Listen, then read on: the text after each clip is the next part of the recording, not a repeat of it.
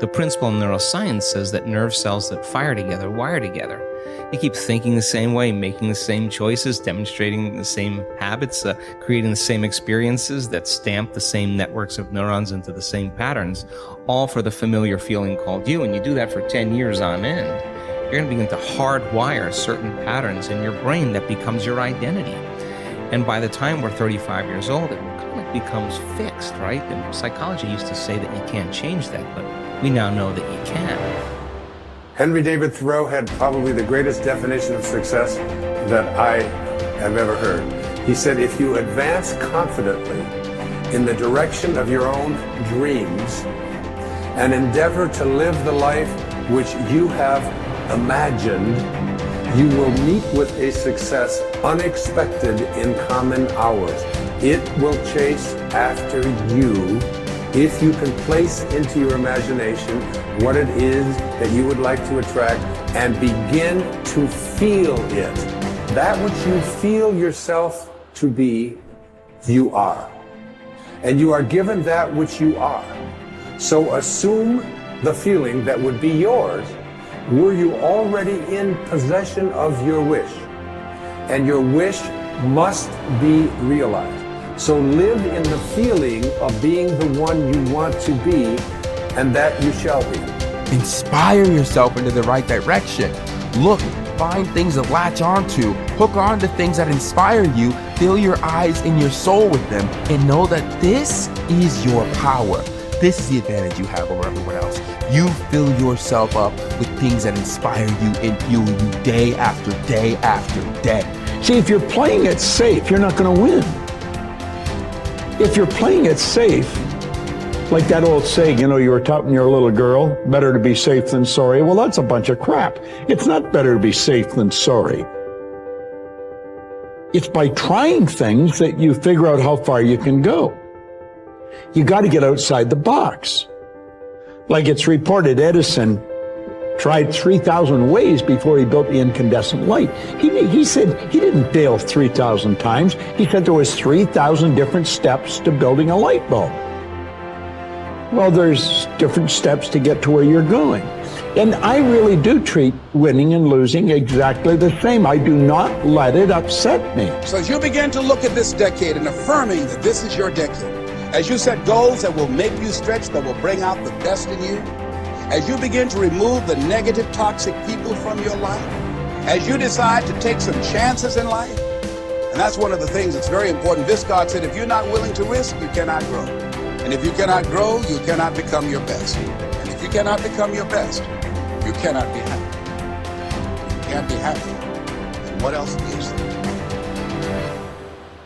This is time for a little truth here. Maybe you need to become much wiser than you are at the moment. You need to become stronger. You need to have better health. Maybe you need a little coaching to really become the person I want to become. I'm going to have some coaching. Physical coaching, spiritual coaching, developing skills coaching. To be the influence you want to be, you got to build an incredible reputation. What kind of person must I be to attract all that I want in life and the people that I want and the opportunities that I want? You knock on the door and opportunity opens. You must stand there as a very attractive person, or you may not be invited. One of the most mysterious and unique phrases that Jesus ever used. Here's what he said. I stand at the door and if you opened the door, would you probably invite him in? This extraordinary person. You say, wow, yeah. And he said, if you invite me, I'll come in, sit down, talk things over. For you to be that kind of attractive person, that if you knocked on the door of opportunity and it opened and you stood there, would you be the kind of person that opportunity would say, come right in and sit down and let's talk about the future? What kind of person? One of the major reasons why goal setting doesn't work for some people is that they become bogged down in the how. This is especially true if the goal is a stretch. They want something quite different from their current experiences. However, is that we don't need to worry about the how. We just need to concern ourselves with but if you do get entangled in the detail of how your desires might come about, you immediately close down those millions of channels through which they can reach you. The how is not important. What is important is that you plant the seed of desire. Nourish it with clear visualization of the ripened fruit. Water it with sincere faith. But leave the means to universal mind. Open up your mind. Clear out the channels of thought. Keep yourself in a state of receptivity. Gain a mental attitude in which you are constantly expecting good. It is these positive expectations that are so critical to success. When looking at the tiniest building blocks of life, scientists were astounded to discover that the particles behave differently depending on what the scientists observing them expected. It's the same in your life. We will rise or fall to meet our expectations, or those others have with us. No doubt you will have heard of the self-fulfilling prophecy. But do you know who first coined the term? It was a sociologist called Robert K. Merton. In his book, Social Theory and Social Structure, he states, the self-fulfilling prophecy is, in the beginning, a false definite of the situations, evoking a new behavior which makes the original false conception come true. This specious validity of the self-fulfilling prophecy perpetuates a reign of error. For the prophet will cite the actual course of events as proof that he was right from the very beginning. In other words, if you make up your mind about something, then you immediately influence your behavior and ultimately your results. Whether your assumption is true or not is irrelevant, because the belief that it is will alter your behavior to bring about a reign of error that vindicates your initial assumption. So, forget about the how. Collier reminds us, your part is to impress upon mind your need, your earnest desire, your boundless belief in the resources, and the willingness of universal mind to help you. In other words, expect the best and it will do the rest. So you have to constantly pour energy into your own life to make sure that you're making progress to your goals if you're going to eventually achieve success. And the only way that you're going to be able to do that is to have a growth mindset. Now, really simply, a growth mindset is that you believe that your talent and intelligence are not fixed traits, that you can get better at something as you put time and energy into getting better at that thing. It's what I call the only belief that matters.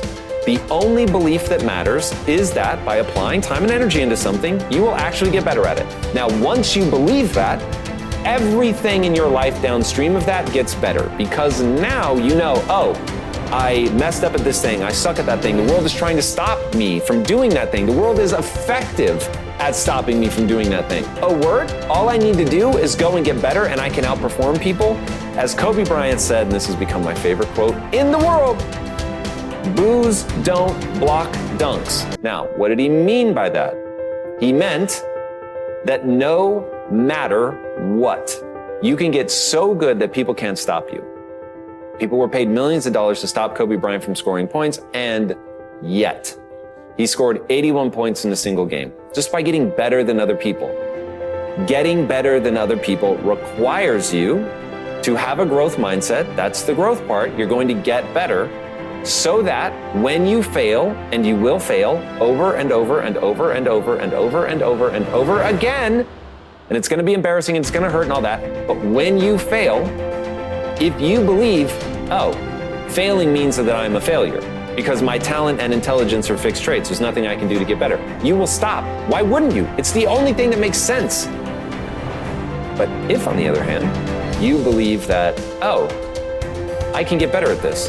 I'm not good enough yet, but I can get good enough by applying time and energy into getting better.